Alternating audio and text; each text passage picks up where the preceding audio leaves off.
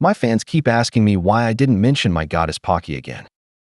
They say that's the content they love watching the most.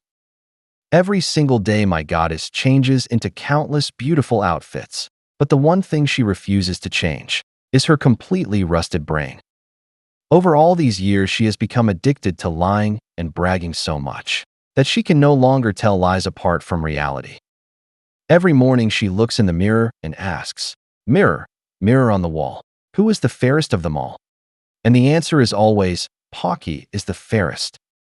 Actually, most Indians are exactly the same. Every day they ask themselves, who will be the next superpower? And the answer is always the Great Bharat Cow Dung Empire. My SSD turned into a small brick yesterday, so I have several videos I wanted to make but never found the time. After I finally set up my backup machine, the very first video I decided to make was, of course, about Palki. Yes, the moment I opened YouTube, the homepage recommended a video claiming India is going to become the global shipping center and a heavyweight shipbuilding superpower. My goddess Palki was the anchor, and she gave plenty of reasons. India spends $75 billion every year buying all kinds of ships, so domestic demand is huge. India has a strong defense industry that built the aircraft carrier Vikrant. Indian talent is abundant and government investment is massive. Most importantly, China is currently the world's #1 shipbuilding nation, and the Bharat Empire has to compete with China in every single field.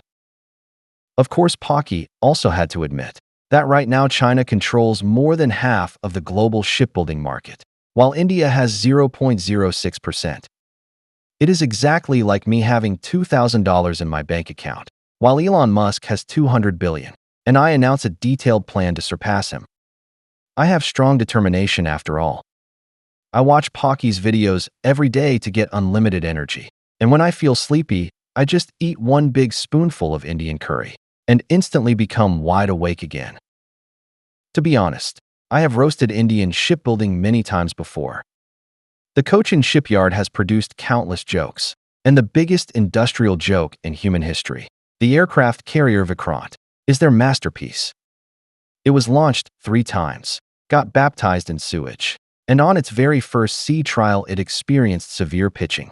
That was magical enough to keep military enthusiasts laughing for days. After decades of torture, this carrier still cannot form real combat capability. The reason is simple. India does not have enough carrier-based aircraft. Their MiG-29K fighters were exposed by Ukrainian hackers for having completely fake radar parameters.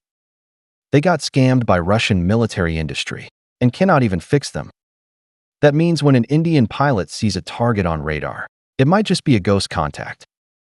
5 minutes after the fighter launches a missile, its own mothership reports being hit because the system cannot tell friend from foe.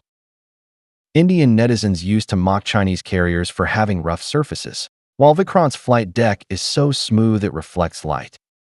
Yet with their legendary average IQ of 76, they fail to understand that applying non-skid coating on carrier decks is standard practice for real military powers.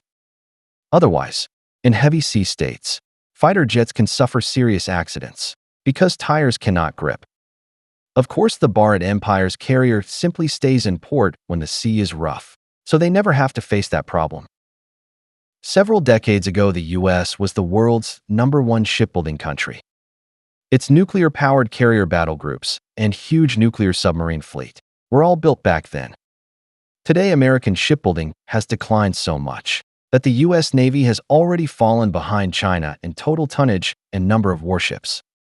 The only thing China still needs to do is surpass the US in the number of large nuclear-powered carriers. Right now, the US Navy cannot even replace retiring ships fast enough, let alone keep up with China. The reason is that commercial shipbuilding long ago shifted from the US to Japan and South Korea. The root cause is complicated, but essentially East Asia became the industrial center of the world, with complete supply chains.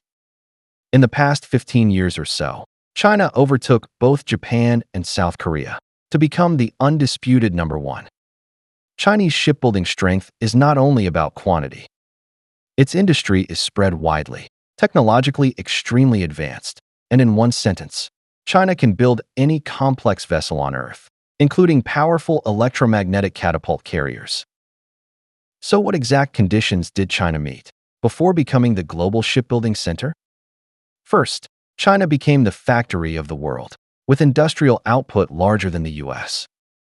Then China became the world's largest exporter, and 7 of the top 10 busiest ports in the world are now in China.